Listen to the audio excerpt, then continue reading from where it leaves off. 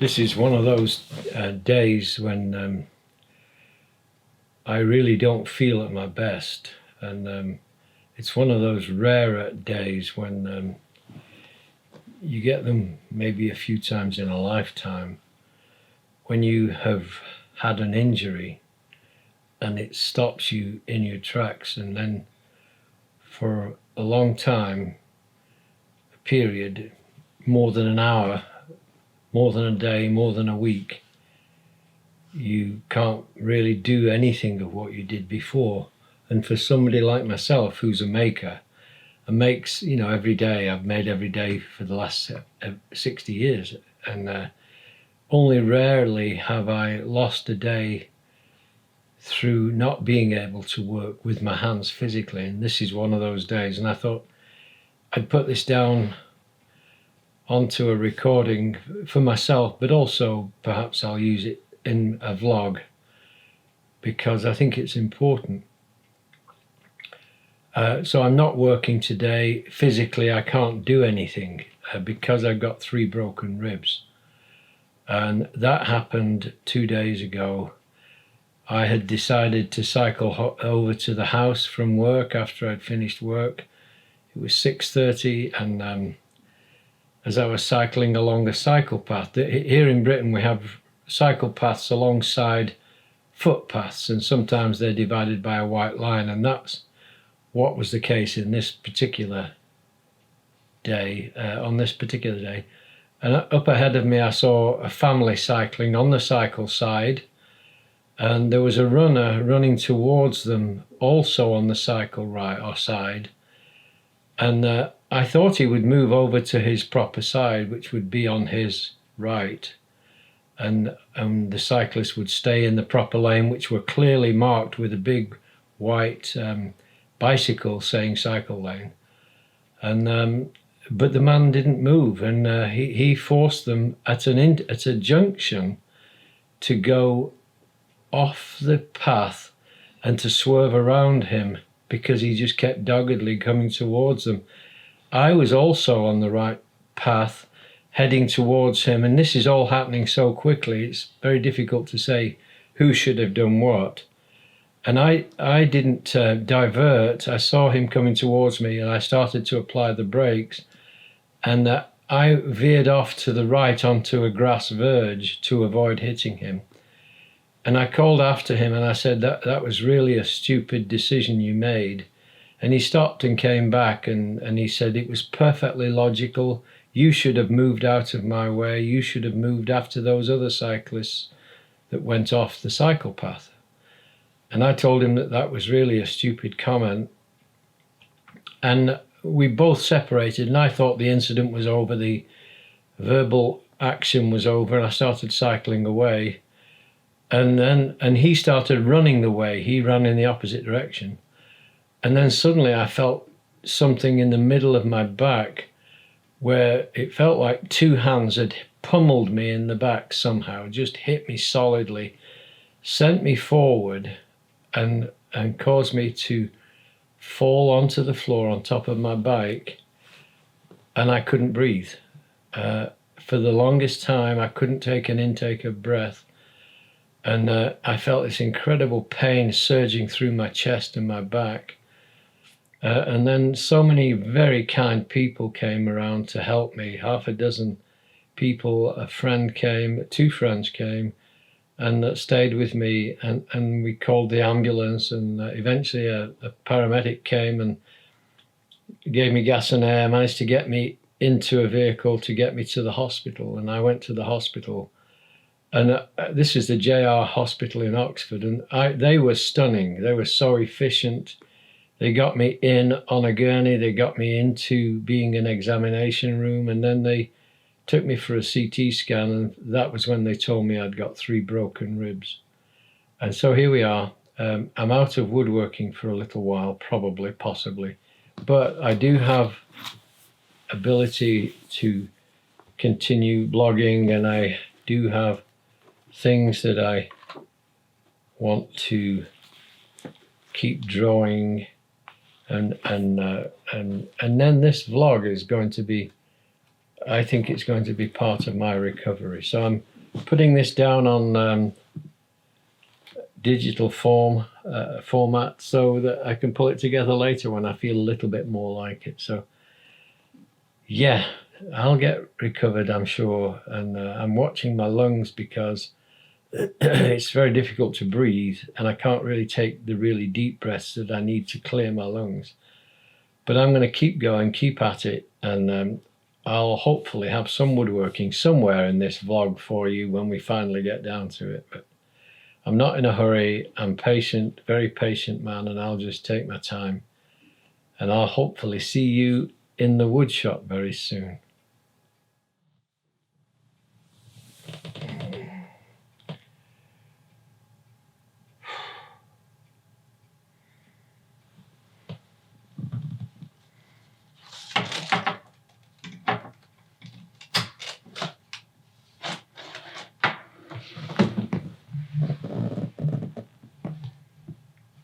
Well, I'm not going to pretend this is easy.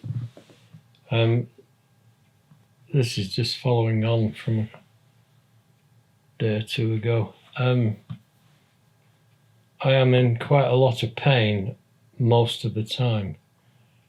And just to follow up with the progress, the incident happened on Thursday evening, and this is Sunday morning. So I had Friday and Saturday, and now it's Sunday, and yes, the pain is worse now than it was yesterday, and it's quite a rough night last night because I can't lie down, I can't lie on my side, I can't lie in the usual manner, but resting is what I need, but not completely. I have to keep moving because, you know, even just to raise my arm like this now is causing quite a lot of pain in my chest, so I can't use my right arm for very much at all. And here I am incapacitated physically, but not mentally. So in the night last night, I was awake probably 4 or 5 times by the fact that I couldn't move. And I'm used to moving. Of course, my whole body is moving. One thing the doctor said was that she said, you are super fit and this will impact you, but it's not because of your body neglect. You're doing very well. So I take that as a base to start from and get back on track. But I do believe that I'll grow from this. I don't know if the man will grow from it. A split second, change your life, and that's what it's done right now. Here's the other side of it, is what I wanted to say, was all the people that stopped to help me and made sure. One lady, Jilly, ran to her house and brought 2 blankets and a pillow and a cup of water for me, and came and stayed for an hour and a half. I had a friend, Simone, who saw that I had been injured and wasn't sure if it was me, and doubled back, and she came and held on to me while I was in the pain. And then there was a couple with their son, and they stopped and said they had witnessed everything. And now it's just a question of getting me to the hospital. And Joseph came, and the paramedic that came should have been in the office. He was directing medics, and he saw that they didn't have anybody to come. And he said he was from where I live. And he just decided to get in a car. He said, there's a car outside. It's not an ambulance, but that he would come and check and see what my status was personally. And he drove out, keeping his radio contact, of course. So got me in the car and drove me to the hospital. And I've got to say this, I've heard negative reports about hospitals in different parts of the country. I've heard different reports of negativity from the NHS. But they were on the ball. When I got there, they came straight out to the car put me on a gurney, wheeled me inside, and I think within 20 minutes I was having a CT scan, and they'd ascertained what was wrong with me, and I was released because there was nothing they could do for the broken ribs. That's where I am this morning, and I just wanted to put that on a video because I know we've posted on Facebook. Joseph did it, and Instagram, and on my blog. And we've probably had, I don't really know how many thousands, but we're probably closing in on, I don't know, just thousands of responses from you guys. So I'm very grateful for your well-wishing and your prayers, and keeping me buoyed up, as it were, with prayers and well-wishing. In another few days, I'm hoping I will feel better. I don't think this is an overnight recovery thing. I think it's going to take a week or two, but we're good. It's been a painful 7 days. It's now Saturday, so it's this is the 8th day since the injury to my ribs, and it definitely has been painful. And just when you think, oh, this is really going a lot better, you have a good day, a whole day without very much pain, the next day you can end up with pain again, and that's really what's happening. So on and off, like today, this is the 8th day when I thought this would have been the best day, and it's actually probably close to being the 2nd or 3rd to the worst day. So, and one of the things I did want to share with you, that in the unfolding leaf of a horse chestnut leaf, where you start with this reddish brown bud, and if you study it, if you go back to the bud every other day, you start to see how this bud starts to fold back, and then you see the leaves are wrapped around almost like the silver foil on an Easter egg, wrapped around in 2 or 3 shells.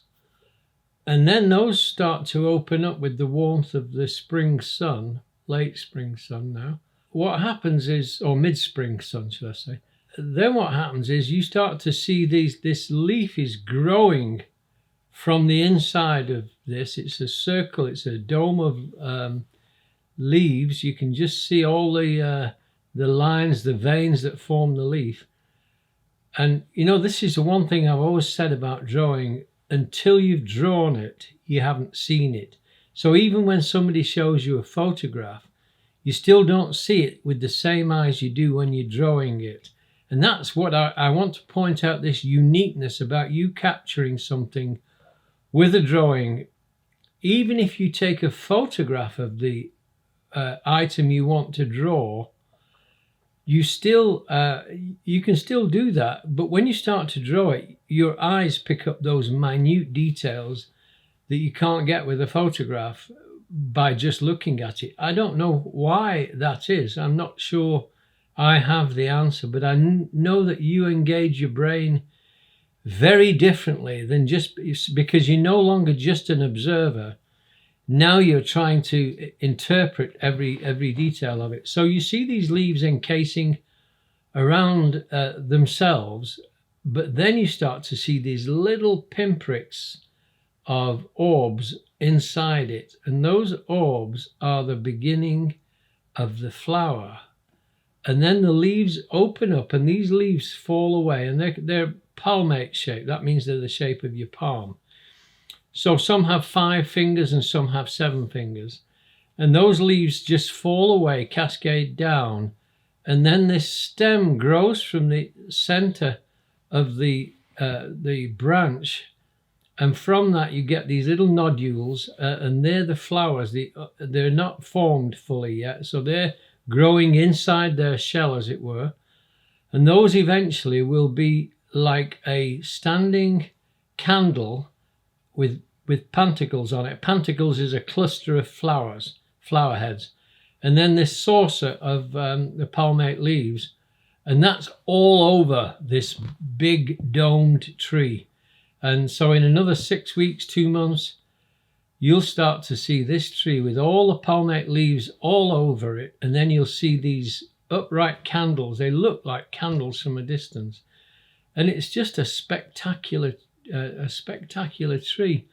And the downside of that tree for me is the wood is pretty useless. It's not a usable wood for furniture, and it doesn't have a use in industry at all. I know some people turn it and some people carve it because it's fairly soft. And but just if you start drawing something, you start to get to know the tree. You become much more intimate with the details of it. You start seeing the fissures in the bark. You start seeing the scaly bark growing on the outside, and you can peel that off. You can pick it off with your fingers. And of course, that's not damaging the tree inside at all. It's not doing anything to it. And that's why I draw. And I just wanted to add that into this, because this is the positive side of my injury, is it slowed me down long enough to make a dozen drawings of the tree, and then to look at what's emerging from that bud and realizing I'm watching the emergence of flowers and leaves coming from the same bud. And it's really a very unique opportunity to understand the tree, but also understand many different aspects of nature that just slow you down to be stimulated on the one hand, but also it slows you down enough to take stock of nature in a very different way. And I just encourage you to do it because it's fascinating. I don't altogether feel like I'm a particularly brave man or a pain tolerant person, and but I've been in quite a lot of pain the last couple of days, which I thought from the beginning, this is now the 10th day since the incident, since the assault really is what it was, and still I'm dogged by it. But I thought, typically you have something that happens to your body, you have pain, or when it has pain, there's a gradual process of healing that takes place, and with each degree you move along with less pain. But that's not been the case with this really, because I started off with 3-4 days of really quite severe pain and needed pain medication, and I don't take much pain medication, never have done in my whole life, and more in my recent years because of my age, where something goes wrong, other parts of your body are affected. For me, my diabetes would be affected by this incident. My blood pressure would be affected by it. I think I may have mentioned it already, but my blood pressure went up into the 199 over 80 or whatever it was, and on the day of the incident, and of course it went down quite steadily after the incident. But in this case, I've noticed that my blood sugar levels are higher, but I'm not eating anywhere near as much as I would normally eat because I don't want to have high blood sugars. But the other thing I have noticed, of course, is that I can't exercise the same way. I can do some things, but I can't really exercise and push myself because I'd be pushing the pain barrier, and that is, I would be damaging myself in my upper body for sure. Things that would normally be exercise for me might be in an 8-hour day. I might plane and saw wood for 3 hours of that, and that's quite vigorous upper body exercise. It gets your breathing going and things like that. And then the other part would be that I start my day around 6, usually with a cycle ride, and so I can't do that at the moment. And then I would have another cycle ride midday, and then I would have another cycle ride early evening. And so all of that has been eliminated for now. Now I can do other things, and I'm trying to do other things, but I really have to take care of my ribs, because I have noticed that if I do even a slight amount too much, or if I am jarred by something while I'm going about my day. You know, sometimes you slip and you grab for something. Suddenly the pain is shooting through my chest, side, back towards the side and front. Yeah, I'm on the other side of it now. I feel like I'm coming out of it, but I don't think it's going to be an overnight thing. And I think I've probably said that 2 or 3 times. Whereas I think it was probably 2.5 years ago, I cracked 2 of my vertebrae, and this felt about the same level of pain, but that seemed to heal so much faster than this.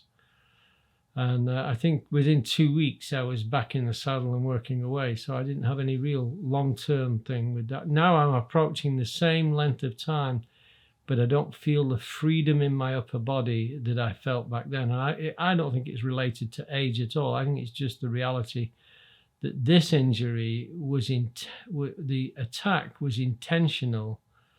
So I'm putting this down on a video so that we can dissect it whenever we want to.